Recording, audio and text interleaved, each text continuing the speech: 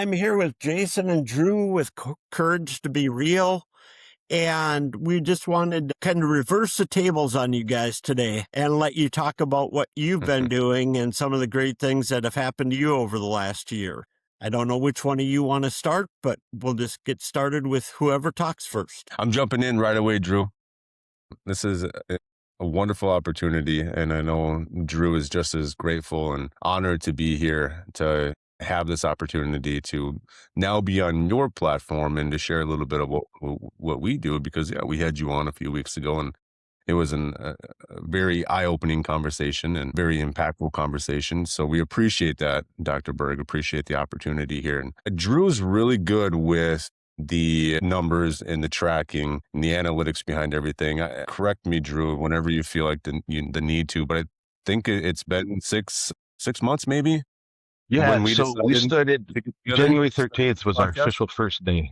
Yeah. Okay. Yeah. And we both just had, it was kind of funny. It's like we both were kind of given the same message, like we need to start a podcast together. And we both had been tossing the idea around for I don't know how many weeks in our own head. And then finally we're like, hey, we both kind of came to each other at the same time. Like, hey, well, what do you think about the idea of doing a podcast or something to just get the whole idea of vulnerability and how that vulnerability ties into your masculinity and the things that a lot of people just repress and hold on to that eats away at you over the course of a lifetime. Because Drew and I both battled with suicidal thoughts and destructive coping mechanisms, these maladaptive coping strategies that we picked up to try to put on this brave face, this facade to show the world. And we both went about it, I think, in different ways, but it was something that we both realized we need to help people be more okay with removing that mask so that we can show our true and authentic self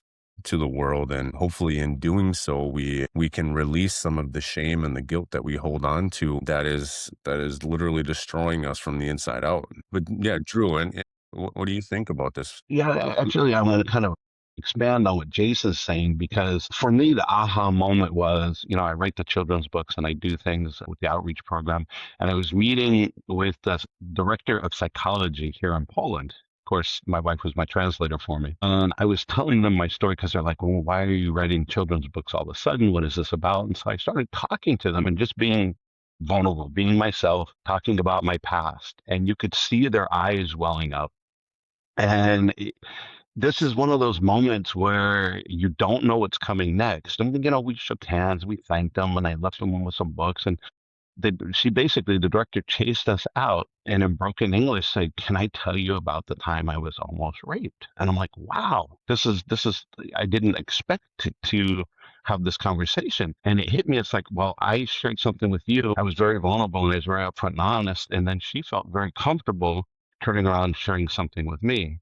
And it was that moment that she was able to just release it from her chest and really just kind of talk about it. And we were both in tears.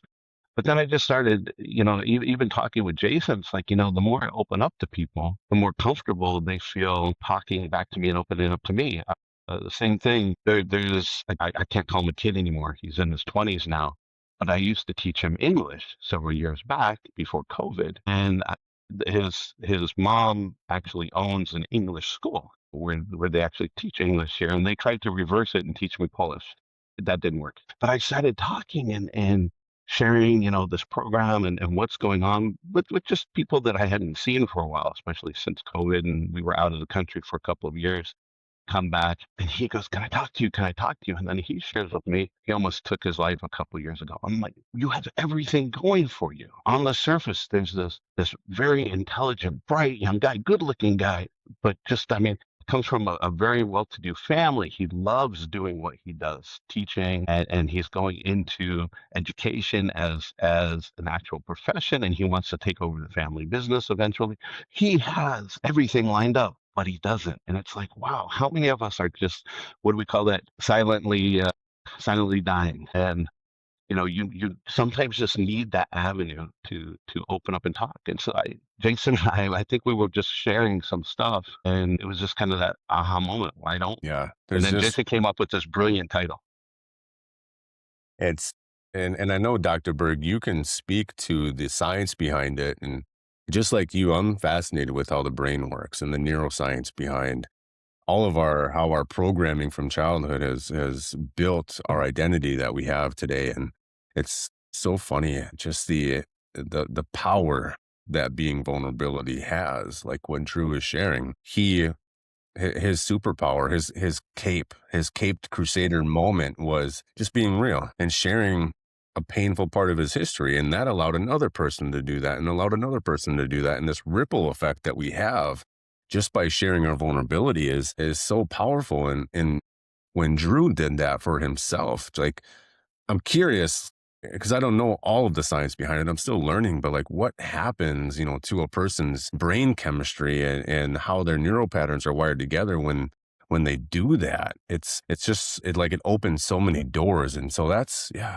what the Courage to Be Real, the mission started from, that is helping people see that this is a Mhm. superpower. You can be vulnerable and still be a masculine presence in your family, in your household, in your life. And vice versa for the women too, and that have the same the need to be vulnerable, to share parts of themselves, to be witnessed by other people in a way. And we can get really philosophical and deep and spiritual too. There's so much. I know in Buddhist teachings there's all this stuff that talks about just witnessing another individual. But anyways, long-winded answer between Drew and myself. That's what the Courage to Be Real is all about. And it's so true, especially with men. You mentioned mask, with shadow work, I would guess. But we wear mask and we're not opened up. And so that's what happens is if somebody opens up to you, well, he told me that, especially if it's something they consider that could be embarrassing or make you vulnerable, then they let their guard down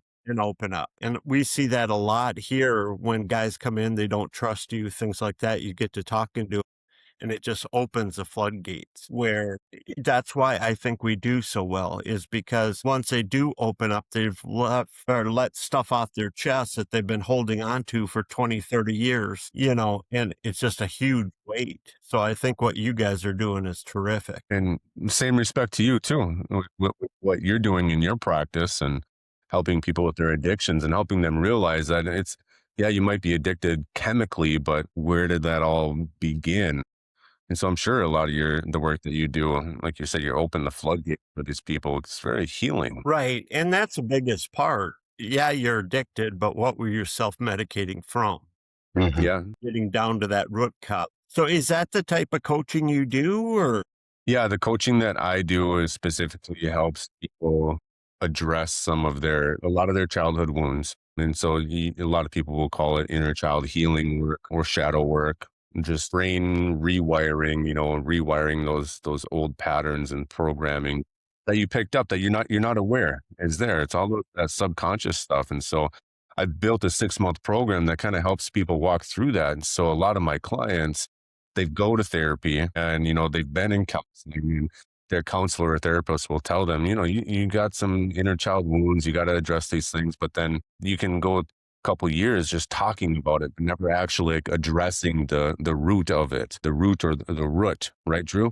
But anyway, inside joke between the two of us. But yeah, that's what a lot of my coaching is like, okay, this is how you do it. I'm going to kind of walk you hand in hand through the whole process that I did for myself. I'm going to put out there a full disclaimer. Drew told me not to say this. My disclaimer, I'm not a licensed therapist, but the program that I built helped me tremendously. I think it did good things with Drew, and it's been So helping here.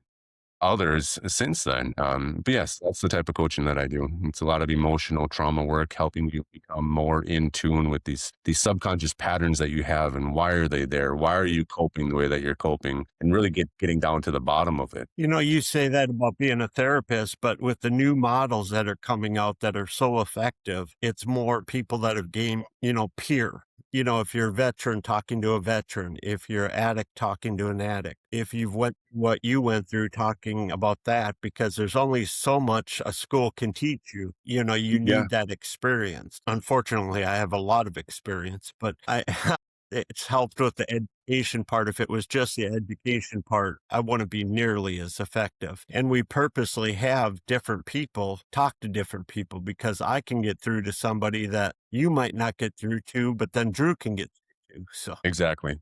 Yeah, exactly. no, go ahead. I was going to say, going through Jason's program, I wouldn't be here today if I didn't go through his program. I had a choice, and my choice was to jump off that roof, and that was the best choice in my head. Even when I started with Jason, I still had that choice. It became plan B, but it was still there. It was there for a little while until I found purpose. So until that point, until that shift, which I think was what, a good 3 weeks or so before I started thinking about why am I still here and why am I going through this brutal program where this guy's kicking my ass every week and making me do homework and read stuff, which is brutal for a dyslexic, by the way. But no, I will equate it to, he walks you through the fire, but he holds your hand the entire way. It's something that if somebody is in a position where they're like, all right, I'm ready to pull the plug, give his program a chance because you will look at everything differently. It's amazingly brutal. I don't know how to give you a compliment without giving you a backhand at the same time. But sometimes you need that tough love. And he knew for some reason all the right things to tell me at the right times and how to challenge me. So he is able to look into an individual, and I won't say any names, but I do keep in touch with your other client that graduated, I think 2 weeks behind me. Okay. And she and I keep in touch. We share memes all the time, and she even said the same thing. It's like Jason can look into my soul, and he knew exactly what I had to do at that exact moment. And so we compared some notes. We talked about some things, and it's. I've been through 2 therapists. The therapist that I went through before I was going to jump off the roof pushed me to tell my wife what happened when I was young before I was ready to talk about it, and that's why I was in the predicament that I was in. So horrible, horrible experience from a psychiatrist. Psychiatrists love to give out medicine. You should take this because you're depressed, or you should do this. I didn't need to take anything.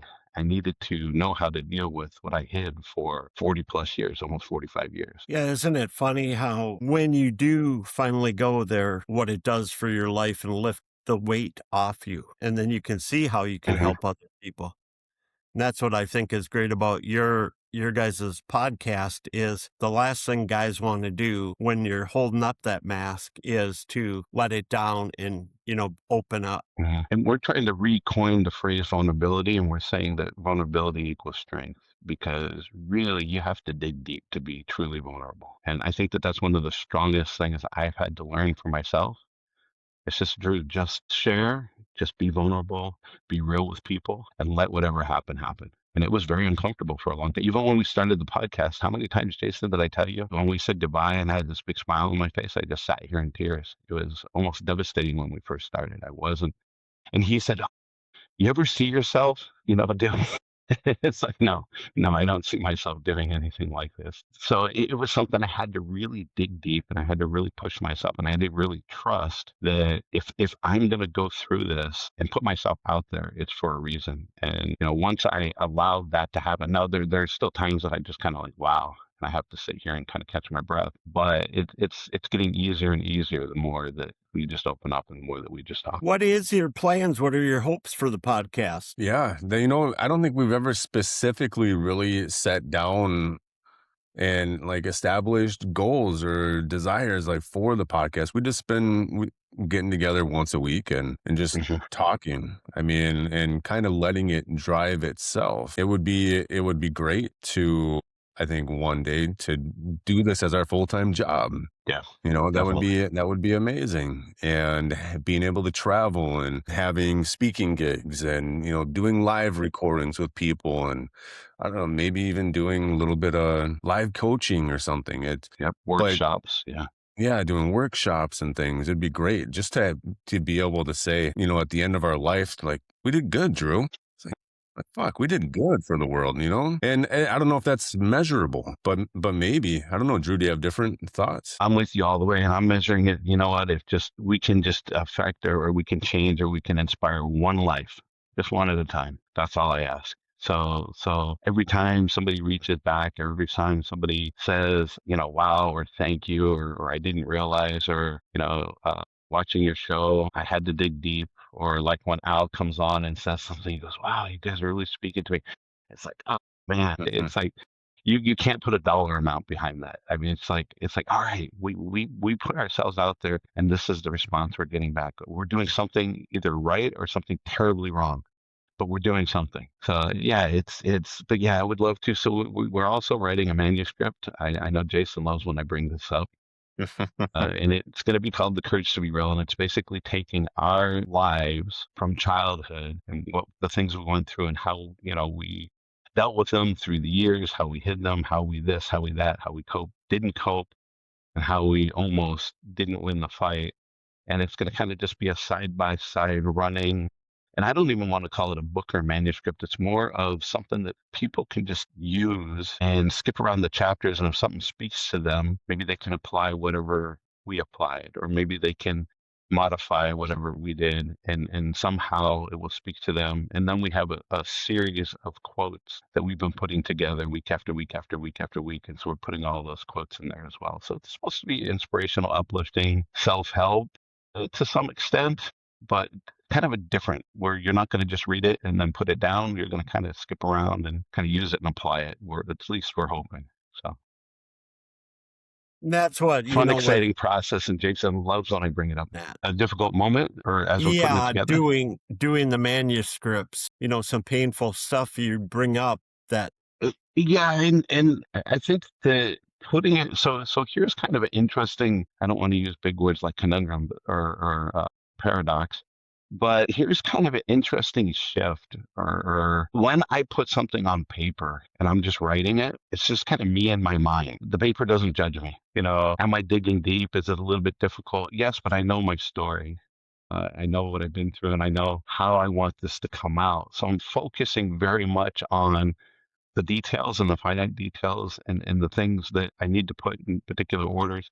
And it's not as detrimental. It's not as scary as like even talking to somebody on a podcast or on a telephone call or in person, of course. So it's almost therapeutic in a way. And when Jason was coaching me, he had me do journaling. He had me write stuff. He had me actually write letters to or myself as a kid, talking about things that happened to my mom, to the abuser. There's a lot of things that I had to face in his coaching, a lot of journaling that I had to do. So he kind of prepared me for this in a way where it's like, what, it's tough, but it's very therapeutic. And anyone that's going through anything, I would recommend just sit down and write it out. Just write your thoughts, put it on paper, whether it's in the right order or not. Just put it on paper, write it out, write it out, write it out, and then come back to it in a couple of days and kind of read through it and kind of fix it. And what you're doing is you're not only accepting what had happened and you're putting it into a sequence, but it's such a powerful therapeutic tool that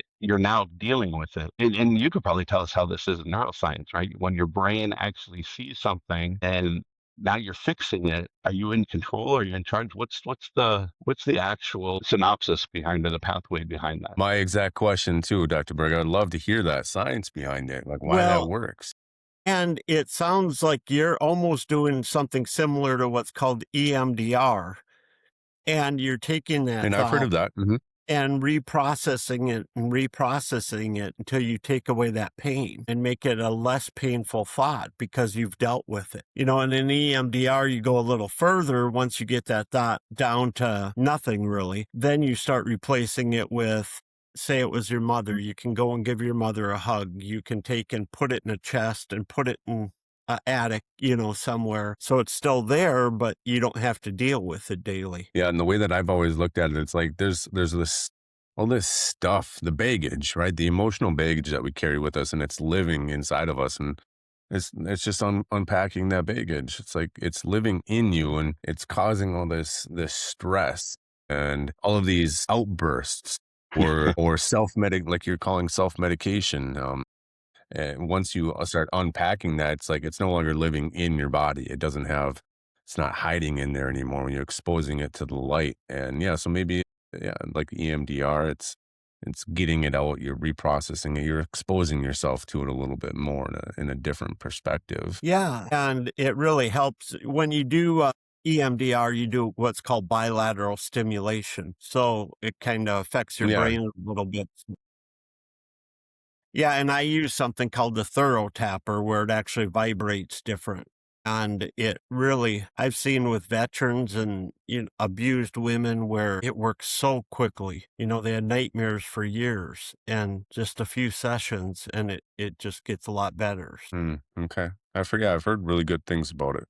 Drew, why don't you tell us a little bit about your nonprofit and your children's books? So this was the purpose that I needed in order to realize, okay, my life isn't over. And working with Jason, I think it was about 1 month or month and a half into it. And I just got this idea. It's like, you know what? Let me write a children's book. Why all of a sudden I wanted to write a children's book, I can't tell you. So I just started working on these characters. And actually, there's my first character right there. That's Harlan the hip hop hippo.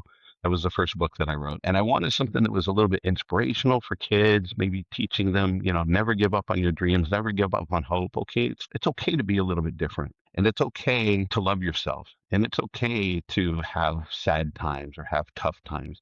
The thing is, we all need to get through them. And this particular book is about a hippo that loves to do hip hop dance, but he's a hippo. So he has some attributes that don't really work with hip hop, but he loves the music and he loves dancing.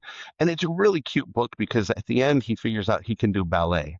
So it just kind of throws a whole twist in it. And again, it's telling kids it's okay to try different things. It's okay to try new things. And he tries all these different dances and he shows everyone, you know what? I'm not a quitter. And I love dancing so much. I'm gonna do my own thing. Or I'm gonna put a little style behind, and live my life with a smile. And I started writing this book and I was so inspired by the fact that, you know what?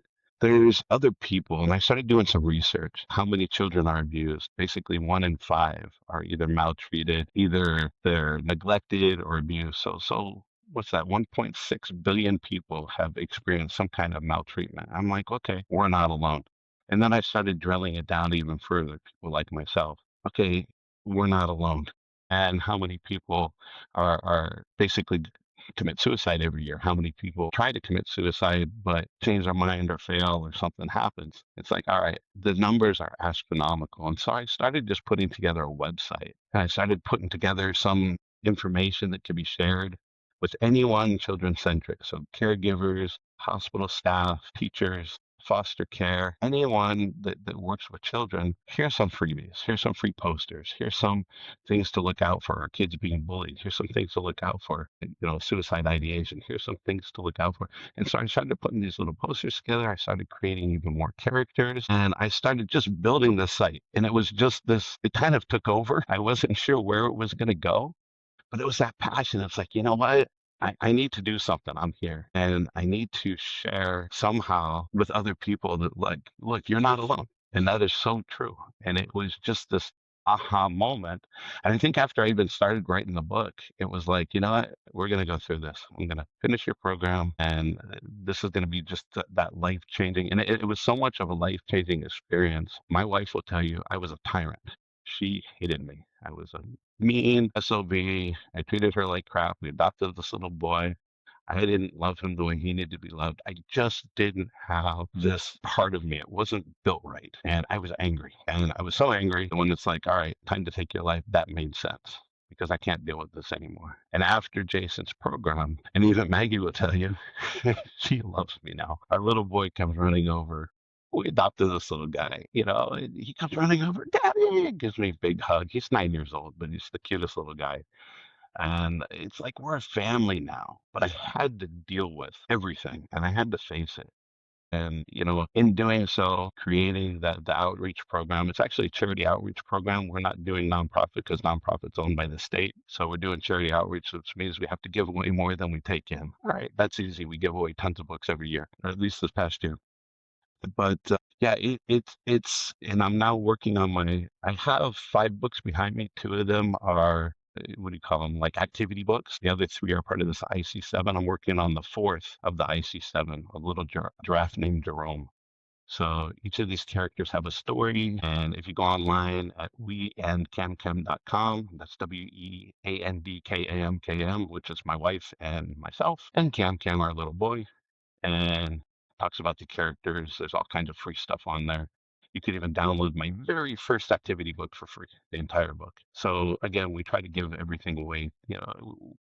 And this is a horrible business plan. I know that, but it's what makes it special, I guess. We're not, and we'll sell books, or we're going to start doing a lot more traveling and going to different schools and hospitals and bringing a little stuff, toys for the kids, reading to the younger kids. We have talks with the older kids.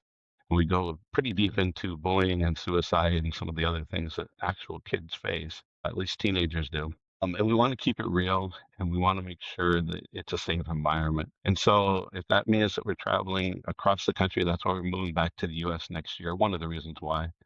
And we're already reaching out to children's hospitals. We're already reaching out to different school systems. And we're hoping to be completely booked by the time we move back to the States, and maybe just do a tour from coast to coast or something like that. But we'll see how that goes. There's a lot of interest right now. There's a lot of people talking. So it's exciting. It's scary at the same time, but it's exciting. Isn't it so true too? That builds up in you almost like carrying a bucket of rocks your whole life, and it builds up and you don't realize how terrible you become. If both of you could touch on that, what would you say to somebody that's tuning in to you guys for the first time about releasing that, about finally confronting what you've been carrying all them years or decades? Right. And I'm glad you're asking that question, because to be honest with you, I wish I met Jason 10 years ago. 15 years ago, my life would have been totally different. All that pent up anger, all the triggers, all the little industrial noises that would just set me off. I was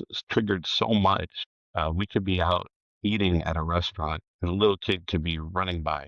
And it's like, "Oh, I'm at a restaurant. Why is this happening?" It's like, what's the kid doing? He's being a kid. Or you're on the airplane and baby starts crying, and little stupid things, industrial things, would just trigger me. A dog barking in the distance, and it disrupts the conversation. And I was living on so much pent up anger and energy that I actually just started hating myself. So confront, yeah, it's difficult. It really is. But not confronting will take your life, and it absolutely will. And it's just a matter of time. So I say do it, the sooner the better. But don't do it alone. Whatever you do, don't do that alone. You need a coach. You need someone that understands what you're going through, that's done the research, that's built the program. Here I'm pumping Jason just because I love the guy. But you need someone that will literally put you through what you need to put through, and knows that you're going to come out the other side. Because again, I tried 2 psychiatrists, licensed psychiatrists that can prescribe drugs, and that was a bad fit for me until I found an actual coach understood what it's like to have that gun to your head, or standing on the rooftop, or whatever your plan is. You need somebody that's been there. You're like yourself, Dr. Burke. But yeah, don't face it alone. I couldn't face it alone. It was impossible. I didn't want my wife to know. Jason, he mentioned that you're pretty direct and maybe confront things. What is your approach there? So I'm getting emotional hearing Drew share his side of the story here, because I'm remembering a lot. And it's been a couple years now since It'll be we 2 worked years together. in November. Yeah, 2 years in November. And it was one of the most rewarding experiences of my life, getting to meet this man and help him through what he was going through. And the number of individuals that I've had the pleasure of working with since then, they're all rewarding. But Drew's experience was the most influential for me, and my own experience before that. And the thing that comes to mind as I'm sitting here and feeling my eyes start to well up a little bit is how Drew talks about how there was so much self-hatred, and I didn't want my wife to know. It's like, how can I show that part of myself to the person that I'm closest to, and how can I expect them to accept me? And I think that's the key right there, is acceptance. And Drew mentioned that in one of our previous recordings on our own podcast, was acceptance. Like that's what he needed. That's what he needed to know that it was okay to accept yourself. And I think by having a coach or a therapist who actually gets you, somebody that you can actually relate to. And one of the reasons I think men's groups are so popular right now is because if I can let someone else fully accept me, then maybe it's okay for me to accept me too. And once you can get to that point, it's like you can finally relax a little bit and you can settle, because that's when the guard really comes off. That's when the facade drops. That's when these walls that we've built up around us start to lose their power. They start to disintegrate a little bit. And then you can really show up in the world in this capacity that you have for just your ability to honor your personal experience here on this earth. Mhm. And so I understand where Drew's coming from when he says, I wish I would have met Jason 10 years ago or, 15 years ago. But we don't really know how things would have unfolded then. Things would have been very different. Like everything, things could not have happened any differently because they didn't. And it doesn't pay to spend any time trying to understand things or analyze them. And how would things have unfolded if only this would have happened differently.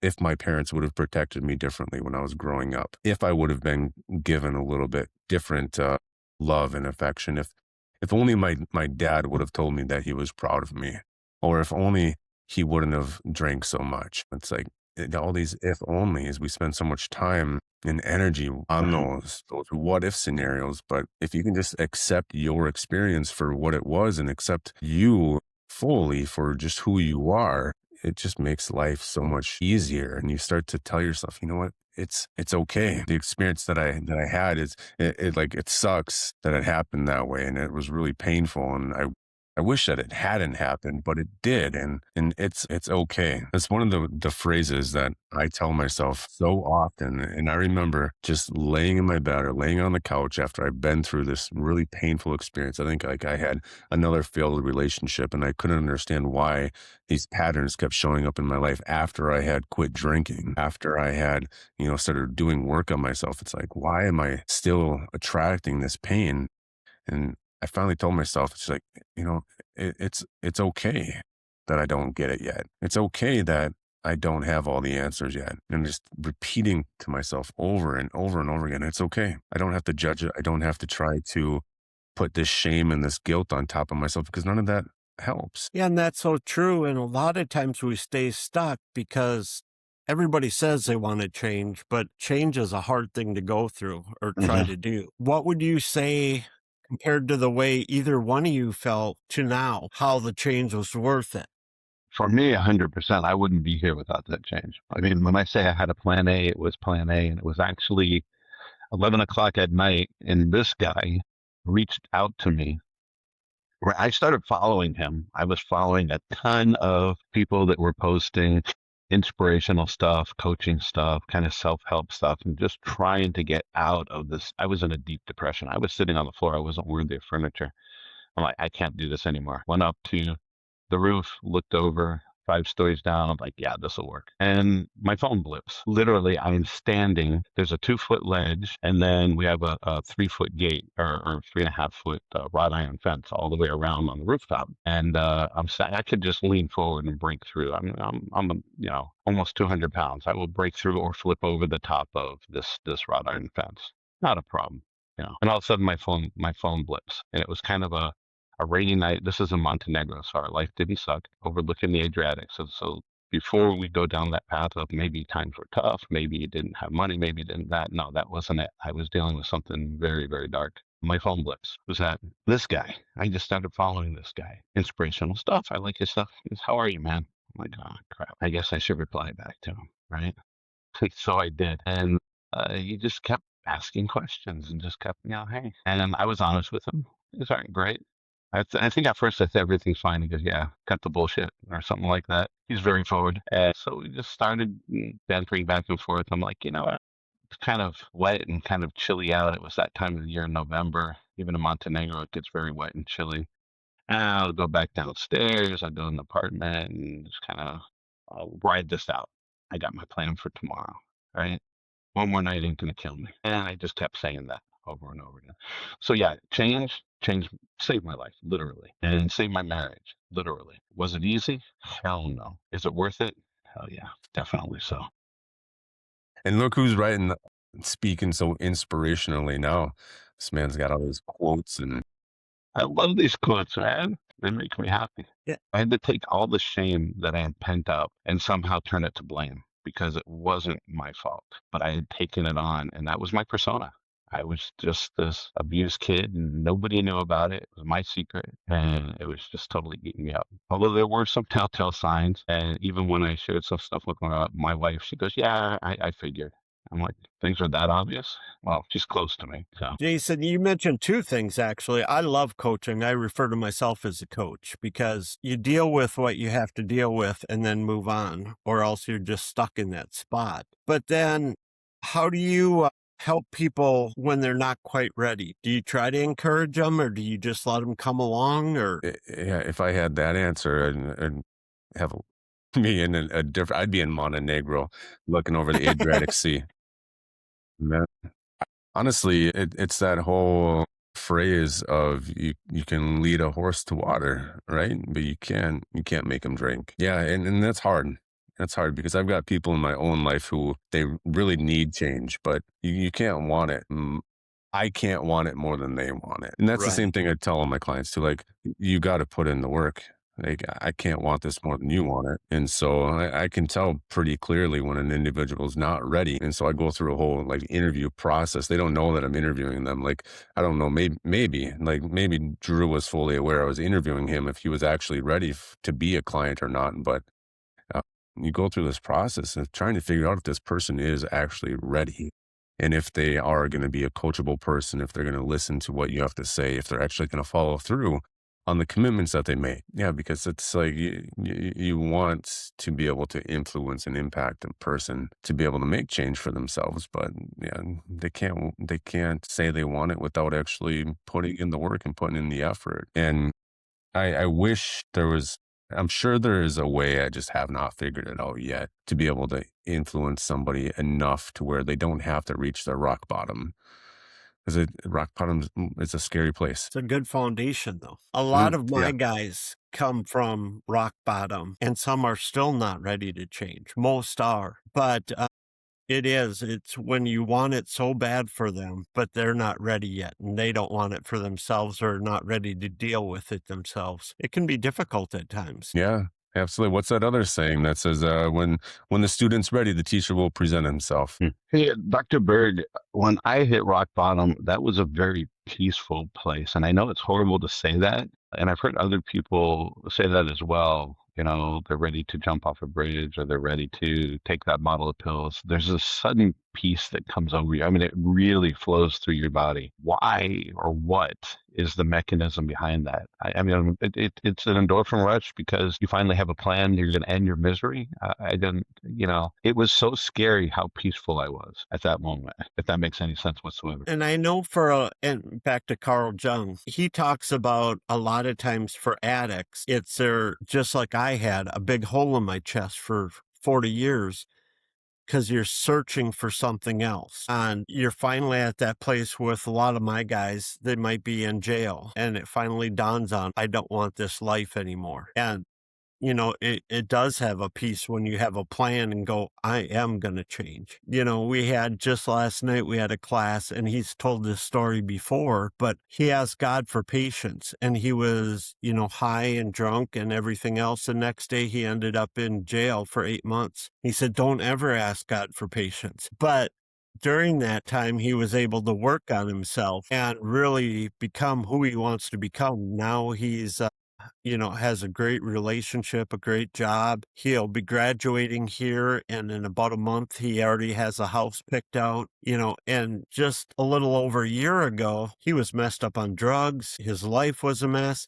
You can change very quickly when you finally decide to. One of my Hmm. board members, he was on drugs, got 7 years, and during that time hit rock bottom, said, I'm going to change. And he did this all himself, changed his mindset. But he said, I want to play college basketball. He got out, played college basketball, put himself through med school, then started a business, sold that business, and now he works for a billionaire, making very good money. And he just started up, and I'm going to say this terrible because I can't say it for some reason. He bought out a jiu-jitsu studio and he'll be starting a second one next year. So Wow. That's excellent. So Yeah, I concur. Absolutely. Like change can take place in an instant. I love bringing up the question, like what's the time frame for an individual to drink, their entire life? I'm using alcohol because that's the world I came from. But what's the time frame for an alcoholic to drink to finally accept that label of alcoholic? Like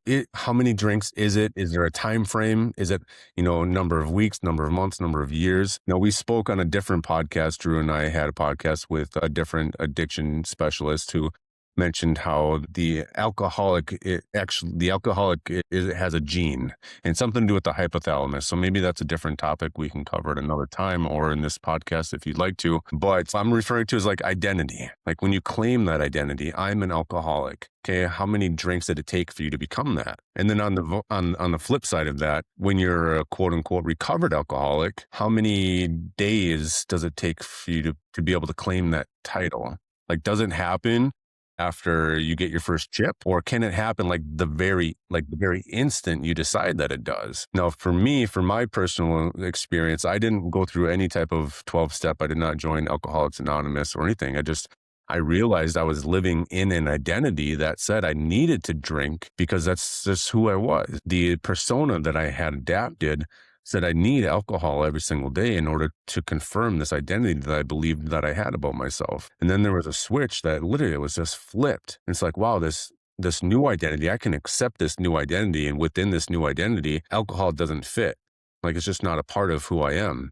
And I went through withdrawals for about 3 days, but after that, I haven't had a single craving. I haven't had the inclination to go to the liquor store and grab another bottle. It's like it just completely left my life. Like change happened in an instant. And so, Yeah, and I think it's different for everybody, but I would say I wasn't ready to say I was alcoholic till I stopped drinking, actually. I think it was a shame and denial and just not wanting to accept the issue. I don't know if I talked to you last time about why or how I quit drinking, but it was very similar. And it was my daughter, and I think it was strong enough where I had tried to quit at least probably a dozen times before that. But when she came to me in kindergarten and said something, it was enough where I poured it down the drain and just never drank again. But the big thing I did even back then was I wasn't an alcoholic for long. I was somebody that had a drinking issue and had quit, and I think if you carry that label around that I'm alcoholic, you wouldn't go around and say I'm a cancer. You would say my cancer's in remission. right. Mm-hmm. And I think that's important because it's not your identity. It was part of your identity. And you move on from that and you've accomplished so much since then. Yeah, yeah. And I love how you use the term labels, because we place all these labels upon ourselves. And that's one thing I refused to do when I quit drinking. I had a friend who told me, he's like, you need to go to AA so this doesn't resurface, and you need to accept the fact that you're a recovering alcoholic. I said, well, if I accept the label of a recovering alcoholic, then I'm always going to be at war with this substance that I'm constantly recovering from. It's like, no, I don't choose to accept that label. And I apologize if that offends anybody that you're working with or anybody in your audience that's watching this right now who has had success with AA, because I know it does work for a lot of individuals, but I will never accept the label of recovering alcoholic, because then I'm constantly recovering from something that was never a problem to begin with. It was just a coping strategy that I had picked up along the way. And if I can figure out what I'm coping from and heal that, then everything else just drops away. And I agree with that. And in our program, it's whatever works the best for you. Like tonight, we have Celebrate Recovery. A lot of our guys love Celebrate Recovery. Some like AA, some don't like AA. And I'm not going to push anything on anybody. It's whatever works for you. Yeah. So, And Drew, at the end of the did day, you have that's the thing. We want issues results. with addiction back in the day, or did you at least stay free from that? Hey, alcohol was never my thing. And living in Poland, it's kind of funny because everybody loves alcohol. You go to your neighbors and they love whiskey for some reason. Just have a little bit, have a little. Okay, I can milk a glass of whiskey for like hours and not even finish it. Mhm. Alcohol and me are not good friends. Now, marijuana was my drug of choice. Not addicted to it, but it would start. I'm an overthinker and I have insomnia, and I dealt many, many, many, many years with nightmares. And if I can clear my head, literally clear my head, I can go to sleep at night. So I would smoke every night or almost every night, or take some dummies or whatever, just enough to clear my head, and then the noise stopped and I can go to sleep. But it's hit and miss with me. Do I occasionally like it? Yeah. Okay, but I haven't touched it in many months now. So, it's one of those things. I've never had an addiction. My wife would tell you that I was addicted to sex, but I thought sex was love. I didn't know how to love properly. And I thought if we didn't have sex, she didn't love me. Since going through Jason's program, now I could just be myself, just hang out with her. I could scratch her back and not expect her to get naked. She feels very comfortable now with me. I get more sex now, probably because she feels safer. So it's a win-win situation, but my life isn't depending on it. If she kisses me, and she's one of the I hate to have my head touched. Hate it with a passion. Probably a lot of abused people don't like their head touched. And she can kiss me on the forehead, and that is just the cutest little thing. Absolutely love it. Sometimes she'll come by and just give me a quick kiss on the forehead, or I'll lean over to her and she's at her desk. And that to me is just, okay, she loves me. I'm good. So, yeah, It's, my addiction now is love. it's the strongest commandment. It says it in Yeah, the yeah, New it works. Testament. It's a good thing. But isn't it funny But that yeah, no. Jason and you, Drew, don't need it anymore after dealing with what you had to deal with? Maybe you stopped before that, Jason, but you said you started working on yourself too. And I know if I wouldn't have started working on myself eventually, I would have I was already dumb being sober, but it would have been bad. Yeah, I'm sure at some point I would have went back to it because you can't carry around that burden that I carried around for decades without it affecting you eventually again. Okay. Yeah, I'm sorry, I missed part of the question, but and I'm curious too. What was your burden again, Dr. Berg? What was it that you were carrying? Geez, I was abused as a kid. My parents were divorced. My mom actually got married 6 times. My dad was married 3 times, but abused, and he was an alcoholic, and then he was sober, then he was an alcoholic. A lot of that stuff. And then, getting into broken relationships and not knowing why because I didn't know anything about myself. It was totally my fault, when you weren't happy in things because you created this situation where you're wearing mask and you just build these masks up so you have a persona and people see certain parts of you but not the whole thing. And it's so great just to be authentic now and myself and with the guys or for a long time after I became a Christian I couldn't give my testimony because what guys thought were so cool before I became quickly ashamed of. But I do share it now because it helps so many. They can see, wow, he was a real scumbag and look what he's doing now. So I thank you guys for all this. I think what you're doing is terrific. And if you have one closing comment to give, if you each could give it to somebody that's needing help or looking for help, what would it be? Well, you like to put people on the spot, just like Drew does. For you, man. It's good for you. I'm going to let you sweat it out and then I'll share mine. Closing comment for people who would like to change. Think, like you were saying, Dr. Berg, the relief that you feel from just being yourself, being able to be authentic. That was always my biggest thing too. After I quit drinking and got sober, started to realize that the reason I was in so much pain after I had quit the thing that had disrupted my entire life, going through separation and divorce, losing the family that I had created, and trying to understand why I was the one self-sabotaging that. And it was just because I wasn't being real. I wasn't being me. I wasn't allowing my own authenticity to express itself in whatever way like that was truly healthy for me. And I know Drew mentioned it early on, first started recording. Like that's one of the hardest things to do. And it's also one of the strongest things that you can do. And it's like anything else, especially for the guys who know what it's like to go to the gym. You force yourself through a certain amount of pain so you can experience growth. Now we live in this world where, I mean, you can literally just start recording a video of yourself and then share yourself with the world. And the more you do that, the more you practice that. And you don't have to do it online. You don't have to do it through social media. You just do it in Mhm. your friend group and your family and wherever it is. And you practice that over and over and over again. Allow yourself to just to be you, really you. And it's scary, but at the same time, it's very liberating. It's very freeing. You don't realize all of the walls that you've built up around yourself in this prison that you're living in.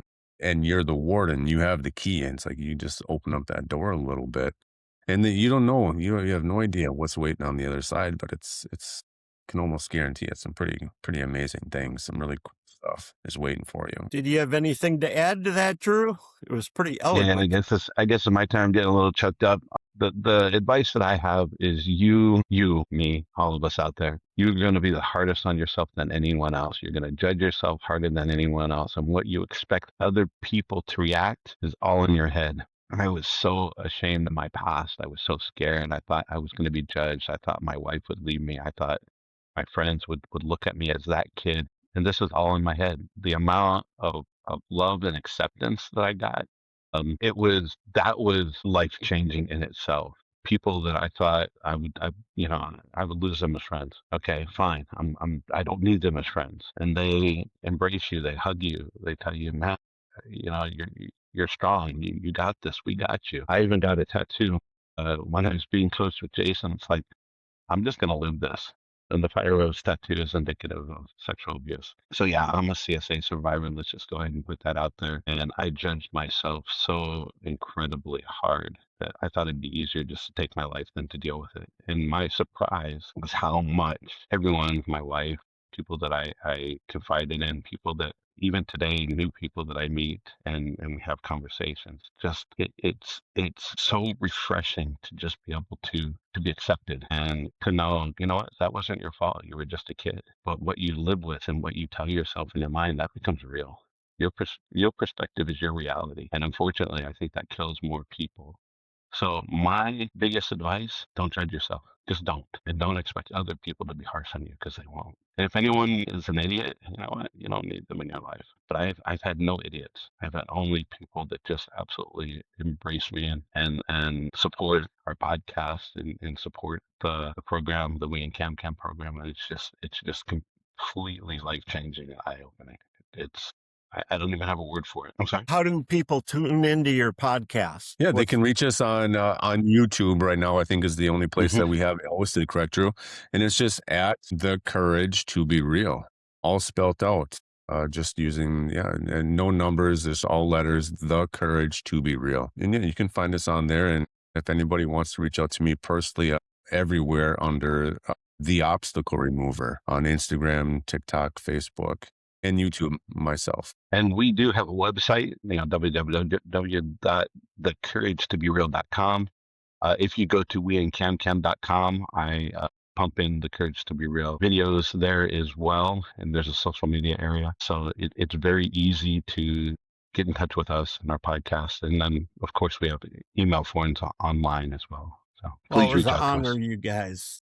You know, the big podcasters taking on a little guy. So thanks a lot. Thank you, man. Yeah, thank you, Dr. Berg. Thank you. Really appreciate you, Dr. Berg. It's great to see you again, too. You too.